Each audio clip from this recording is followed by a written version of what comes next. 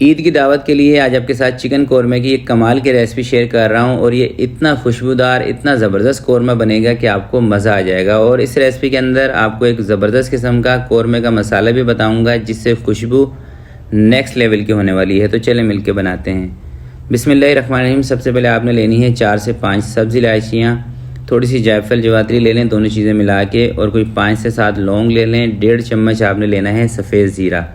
इन चारों चीज़ों को आपने 2 मिनट के लिए ना रोस्ट कर लेना है। रोस्ट करके आपने इसका पाउडर बना के रख लेना है। और इसको इस्तेमाल कैसे करेंगे ये वीडियो के आगे चल के इंशाल्लाह मैं आपको बताऊंगा इसका इस्तेमाल करने का तरीका। बस इसको जलाना नहीं है, ठीक।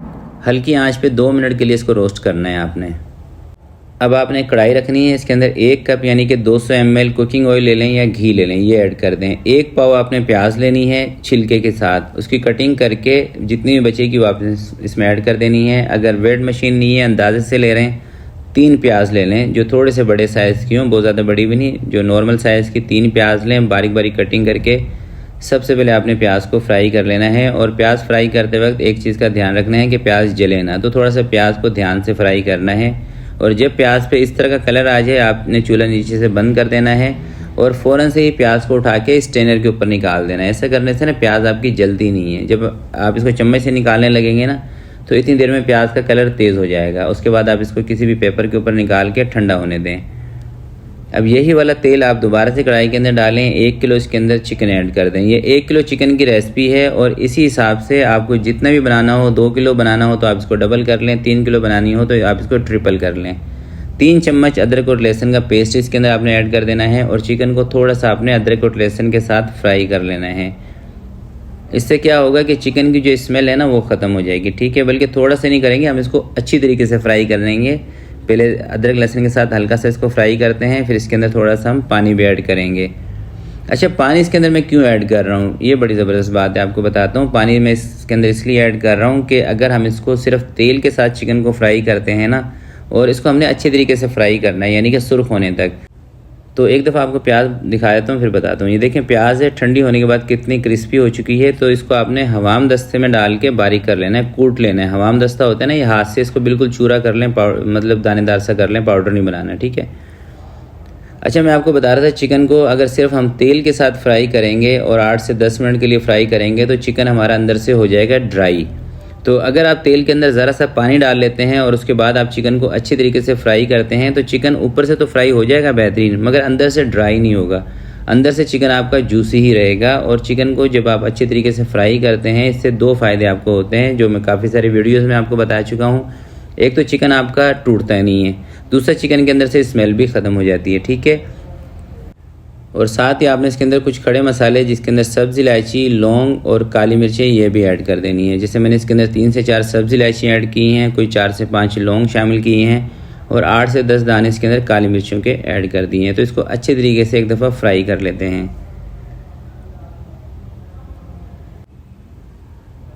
तो जब चिकन अच्छी तरीके से फ्राई हो जाएगा उसके बाद आपने इसके अंदर 2 कप दही के फेंट के शामिल कर देने हैं। और जब चिकन के अंदर दही डालनी है आपने चूल्हे को बंद कर देना है उस टाइम पे, ठीक है। और 1.5 चम्मच इसके अंदर आपने लाल मिर्च का पाउडर ऐड कर देना है।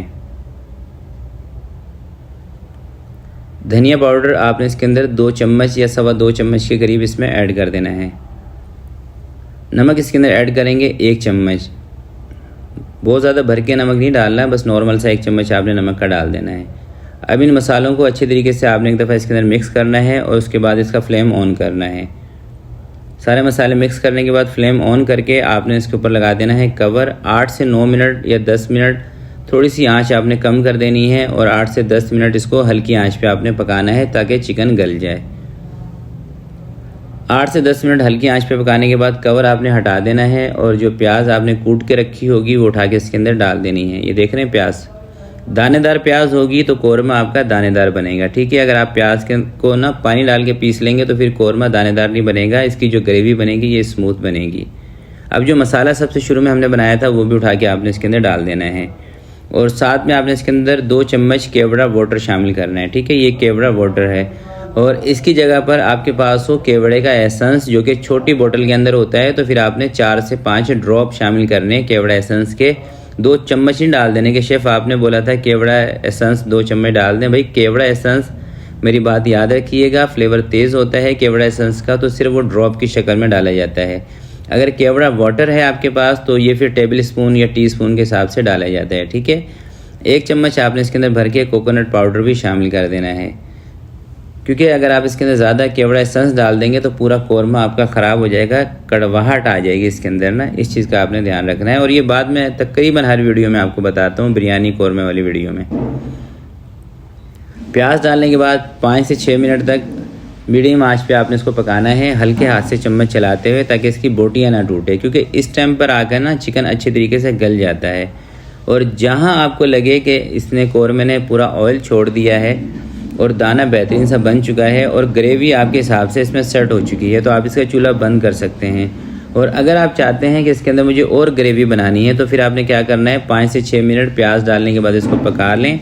उसके बाद थोड़ा सा इसके अंदर दूध डाल के इसकी ग्रेवी थोड़ी सी आप पतली कर सकते हैं। अगर आपको थोड़ा सा ढीला इसको करना हो, थोड़ा सा यानी कि हल्का सा शोरबा इसमें रखना हो, वैसे तो शोरबा नहीं होता इस कौरमे में, दानेदार होता है, मगर अगर आपको इस तरह का बनाना हो तो ज़रा सा आप इसके अंदर दूध ऐड कर सकते हैं, ठीक है।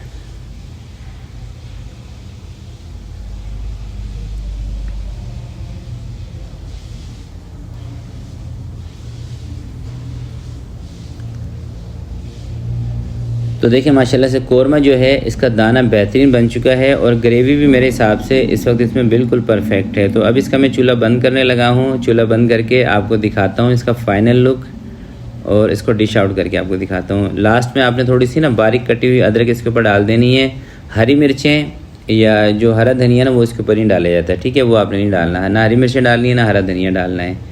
यकीन करें अगर आप इस तरीके को एज इट इज़ फॉलो करेंगे ना, अपने पास से कोई चीज़ नहीं डालेंगे, जैसे मैंने आपको बताया है उसी तरीके से आप बनाएंगे, आपके कौरमे की खुशबू आपके घर तक नहीं रहेगी, घर के बाहर तक आपके कौरमे की खुशबू जाएगी, इस बात की गारंटी है।